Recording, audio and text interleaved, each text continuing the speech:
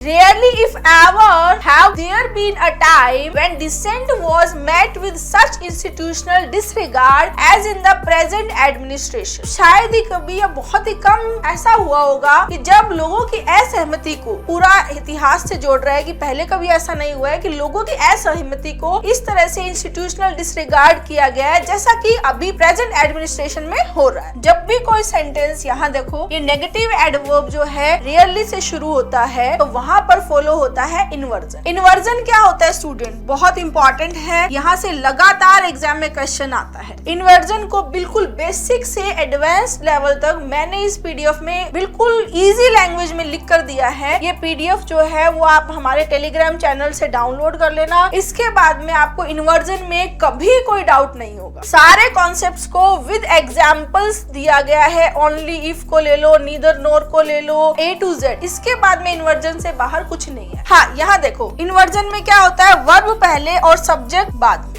क्योंकि जनरल जो कंस्ट्रक्शन है वो बोलता है कि सब्जेक्ट पहले आना चाहिए, वर्ब बाद। लेकिन इन्वर्जन में उल्टा होता है, पहले वर्ब आएगी और देन क्या आएगा, सब्जेक्ट। यहाँ पर देखो student, rarely if ever, how, there. There जो होता है वो एक डमी सब्जेक्ट होता है। किसी भी सेंटेंस में वर्ब देयर के अकॉर्डिंग नहीं आती। जब भी सेंटेंस देयर और हियर से स्टार्ट होता है तो सब्जेक्ट बाद में होता है और वर्ब पहले आता है। तो यहाँ सब्जेक्ट है देयर बीन अ टाइम, मतलब बात किसकी हो रही है, एक टाइम की बात हो रही है। तो उस टाइम को अगर हम देखें तो टाइम क्या है स्टूडेंट, सिंगुलर है। तो सिंगुलर है तो वर्ब भी क्या आनी चाहिए, सिंगुलर। तो हैव को किससे रिप्लेस करना पड़ेगा, हैज से।